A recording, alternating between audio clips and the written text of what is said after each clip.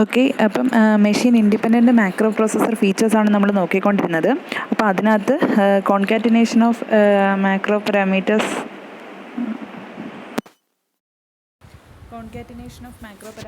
നമ്മൾ നോക്കി, generation of unique labels നമ്മൾ നോക്കി, കണ്ടീഷണൽ മാക്രോ എക്സ്പാൻഷൻ നമുക്ക് നോക്കി. നെക്സ്റ്റ് നമുക്ക് കീവേഡ് മാക്രോ പാരാമീറ്റേഴ്സാണ് പഠിക്കാനുള്ളത്. അപ്പോൾ അതിന് മുന്നേ ഈ കണ്ടീഷണൽ മാക്രോ എക്സ്പാൻഷനിൽ തന്നെ നമുക്ക് എന്തുണ്ട്, ഒരു അതായത് ഇഫ് എൽസ് സ്റ്റേറ്റ്മെൻറ്റ്സ് ആണ്. ഇഫ് എൽസ് വരുന്ന കണ്ടീഷനാണ് നമ്മൾ ഡിസ്കസ് ചെയ്തത്. അതിനകത്ത് തന്നെ ഒരു വൈലിൻ്റെ statement, while end while statements നമുക്ക് പഠിക്കാനുണ്ടായിരുന്നു. അത് പ്രീവിയസ് ക്ലാസ്സിൽ കുറച്ചേ നമ്മൾ ഡിസ്കസ് ചെയ്തിട്ടുള്ളൂ. അപ്പോൾ അതൊന്ന് നോക്കിയിട്ട് നമുക്ക് കീവേഡ് മാക്രോ പാരാമീറ്റേഴ്സിലോട്ട് പോവാം. അപ്പോൾ എന്താണ് കണ്ടീഷണൽ മാക്രോ എക്സ്പാൻഷനകത്ത്, കണ്ടീഷണൽ മാക്രോ എക്സ്പാൻഷനകത്ത് എന്താണ് വൈൽ സ്റ്റേറ്റ്മെൻറ്റാണ് നമ്മൾ നോക്കാനുള്ളത്. അപ്പം ഇതെന്ന് പറഞ്ഞാൽ എന്താണ്, ഒരു മാക്രോ ഡെഫിനിഷനാണ്. അപ്പോൾ മാക്രോ ഡെഫിനിഷനാണെന്ന് എങ്ങനെ ഐഡൻറ്റിഫൈ ചെയ്യാൻ പറ്റും? ഒരു മാക്രോ സ്റ്റാർട്ട് ചെയ്യുന്നത് മാക്രോയും അത് എൻഡ് ചെയ്യുന്നത് എമ്മൻറ്റും ആണെങ്കിൽ അതൊരു മാക്രോ ഡെഫിനിഷനാണെന്ന് പറയാൻ പറ്റും. ഇനി എന്താ ഈ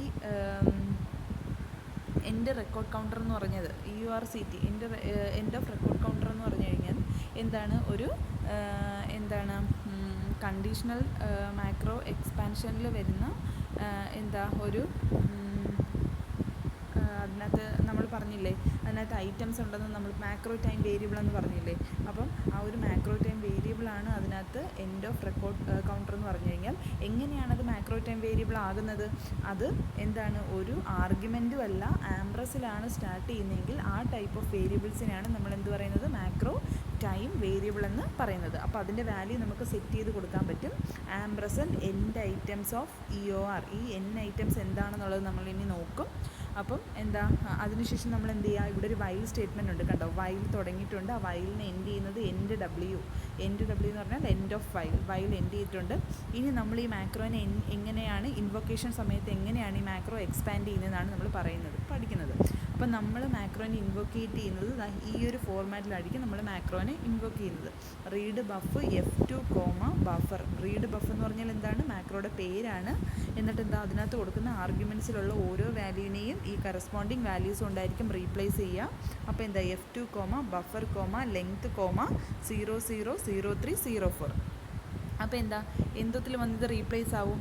ആദ്യത്തെ F2 എന്ന് പറയുന്നത് ഇൻഡിവിൽ വന്ന് റീപ്ലേസ് ആവും. അടുത്ത ബഫർ എന്ന് പറയുന്നത് ഈ ബഫർ റീഡറിൽ വന്ന് റീപ്ലേസ് ആവും. ദെൻ അടുത്ത ലെങ്ത് എന്ന് പറയുന്നത് ഇതിനകത്ത് വന്ന് റീപ്ലേസ് ആവും. ദെൻ ആംബ്രസൻറ്റ് EORൽ എന്തൊക്കെ വരും? 000304. അതല്ലേ ഇവിടെ കൊടുത്തിരിക്കുന്നത്. അപ്പോൾ ഈ 3 വാല്യൂസ് ആയിരിക്കും അവസാനത്തെ ഈ എൻഡ് ഓഫ് റെക്കോർഡിൽ വന്ന്, ഈ ഒരു എൻഡ് ഓഫ് റെക്കോർഡിൽ വന്ന് എന്താ റീപ്ലേസ് ആവുന്നത്, ഈ എൻഡ് ഓഫ് റെക്കോർഡിൽ വന്ന് റീപ്ലേസ് ആവുന്നത്. അപ്പോൾ എന്താ, നമ്മളുടെ പ്രോഗ്രാം, അതായത് ഇൻവൊക്കേറ്റ് ചെയ്യുന്ന സമയത്ത് നമ്മളുടെ ഇൻവൊക്കേഷൻ പ്രോഗ്രാമിൽ എന്താ ആദ്യത്തെ ലൈൻ വരുമോ? ഇല്ല, അത് നമ്മളുടെ പ്രോഗ്രാമിൻ്റെ പേരാണ്. അപ്പം നെക്സ്റ്റ് ലൈൻ, അടുത്ത 27 ഈ ലൈൻ വരും. ഈ ലൈനിൽ എന്താ വരുന്നത്, എൻഡ് ഓഫ് റെക്കോർഡ്, അതായത് macro time variable ampersand end items of EORൻ്റെ വാല്യൂ എത്ര വാല്യൂസ് ഉണ്ട്? ആംബ്രസൻറ്റ് EORന് എത്ര വാല്യൂസ് ഉണ്ട് നോക്ക്. ഇവിടെ നമ്മൾ ഇൻവോക്ക് ചെയ്തപ്പോൾ എത്ര വാല്യൂ ഉണ്ടായി? 000304. 3 വാല്യൂ ആണ് ഉണ്ടായിരുന്നത്. അപ്പോൾ എന്താ, N ഐറ്റംസിൻ്റെ അടുത്ത് എന്ത് വരും? എത്ര ഐറ്റംസ് ഉണ്ട്? 3. കാര്യം ഈ ബ്രാക്കറ്റിൽ ഇട്ടിരിക്കുന്നത് EOR ആണ്. EORന് എത്ര വാല്യൂസ് ഉണ്ട്? 000304. നമ്മൾ ഇൻവോക്കേഷൻ സമയത്ത് നമ്മൾ വിളിച്ച ആർഗ്യുമെൻറ്റിനെ റീപ്ലേസ് ചെയ്തത് 3 വാല്യൂ കൊണ്ടാണ്. സോ N ഐറ്റംസിൻ്റെ അവിടെ എന്ത് വരും? 3 എന്നായിരിക്കും കൗണ്ട് വരുന്നത്. ദെൻ അത് നമ്മളുടെ എന്തിൽ വരത്തില്ല, ഇൻവൊക്കേഷൻ ആ ഒരു ടേബിളിൽ ഇൻവൊക്കേഷൻ ചെയ്യുന്ന സമയത്ത് ആ ലൈൻ വരത്തില്ല. നെക്സ്റ്റ് ക്ലിയർ എക്സ് എന്ന് പറയുന്ന ലൈൻ വരും, ക്ലിയർ എ വരും. അതിനുശേഷം LDT ആംബ്രസൻറ്റ് #4096 എന്ന് പറയുന്ന വാല്യൂ വരും. എന്നിട്ട് എന്താ, ഡോളർ ലൂപ്പിൻ്റെ അവിടുത്തെ എന്തായിട്ടായിരിക്കും വരുന്നത്? $AA loop. കാര്യം ലൂപ്പ് വരുമ്പോൾ എപ്പോഴും നമ്മൾ എന്താ, യുണീക്ക് ലേബിൾസ് ജനറേറ്റ് ചെയ്യുമെന്ന് പഠിച്ചു. അപ്പം ആദ്യത്തെ പ്രാവശ്യം ലൂപ്പിനെ കോൾ ചെയ്യുമ്പം $AA ലൂപ്പ്, രണ്ടാമത് പിന്നെയും ആ ലൂപ്പിനെ കോൾ ചെയ്യുന്ന സമയത്ത് $AB ലൂപ്പ്, മൂന്നാമത്തെ പ്രാവശ്യം വിളിച്ചു കഴിഞ്ഞാൽ $AC ലൂപ്പ്. അങ്ങനെ ലൂപ്പിന് ഓരോ യുണീക്ക് ലേബിൾസ് ജനറേറ്റ് ചെയ്യുന്ന കാര്യം നമ്മൾ ഓൾറെഡി ഡിസ്കസ് ചെയ്തതാണ്. അപ്പോൾ എന്താ, $AA ലൂപ്പ് TD X എന്താ ആംബ്രസൻറ്റ് ഇൻഡിവിൻ്റെ അടുത്ത് എന്താ വരുന്നത് F2, ബിക്കോസ് നമ്മളിവിടെ കോൾ ചെയ്തത് എന്താണ് ഇതാണ്ട് F2 ആണ് ഇൻഡിവിൻ്റെ സ്ഥലത്ത് റീപ്ലേസ് ആവുന്നത്. അപ്പോൾ എന്താ ഇവിടെ എന്താ റീപ്ലേസ് ആവും, എക്സ് ആംബ്രസൻറ്റ് F2 എന്ന് റീപ്ലേസ് ആവും. Then jump equal dollar loop, then RD equal to X ampersand എന്ത് വരും, എന്താ വരുന്നത് F2. പിന്നെ എന്താ അടുത്ത മാക്രോ ടൈം വേരിയബിളിലോട്ട് പോയി. ഇത് മാക്രോ ടൈം വേരിയബിളാണെന്ന് എങ്ങനെ ഐഡൻറ്റിഫൈ ചെയ്തു, ഇത് മാക്രോ പാരാമീറ്ററും അല്ല ആർഗ്യുമെൻറ്റ്സും അല്ല, പക്ഷേ സ്റ്റാർട്ട് ചെയ്യുന്നത് ഡോളറിലായതുകൊണ്ട് അത് മാക്രോ ടൈം വേരിയബിളാണ്. അതിൻ്റെ വാല്യൂ ഓൾറെഡി നമ്മൾ 1 ആക്കി സെറ്റ് ചെയ്തിട്ടുണ്ട്. അതിനുശേഷം നമ്മൾ ലൂപ്പിലോട്ട് കയറും. എന്നിട്ട് ലൂപ്പിൽ എന്ത് വരും, വൈൽ ആംബ്രസൻറ്റ് CTRൻ്റെ വാല്യൂ എന്താണ് 1 ആണ്, less than or equal to ആണ് LE, less than or equal to ampersand end of record ടൈപ്പിൻ്റെ വാല്യൂ എന്താണ് 3 ആണ്. കാര്യം എന്താ, ഇതിൻ്റെ വാല്യൂ സെറ്റ് ചെയ്തിരിക്കുന്നത് എന്തായിട്ടാണ് 3 ആയിട്ടാണ് സെറ്റ് ചെയ്തിരിക്കുന്നത്. കാര്യം ampersand n items end of ആറിൻ്റെ വാല്യൂ എന്താണ് 3 ആണ്, 0 0 0 3 0 4. അപ്പോൾ എന്താ ഇവിടെ CTR length less than or equal to end of റെക്കോർഡിൻ്റെ വാല്യൂ എന്താണ് 3 ആണ്. CTRൻ്റെ വാല്യൂ എന്താണ് 1 ആക്കി നമ്മൾ ഈ ലൈനിൽ സെറ്റ് ചെയ്തിട്ടുണ്ട്. അപ്പം 1 less than or equal to 3 ആണോ നോക്കി, 1 less than or equal to 3 ആണല്ലോ, ആണ്. അപ്പോൾ എന്താ അടുത്ത statement compare x, 0 0 0 ampersand EOR എന്ന് പറഞ്ഞാൽ ആദ്യത്തെ വാല്യൂ എന്താ 0 0 ആണ് നമ്മളുടെ വാല്യൂ. നോക്ക് ആദ്യത്തെ ഇതിൻ്റെ വാല്യൂ എന്താ 0 0 0 3 0 4 അല്ലേ. അപ്പം ആദ്യത്തെ 0 0 ഇവിടെ വരും.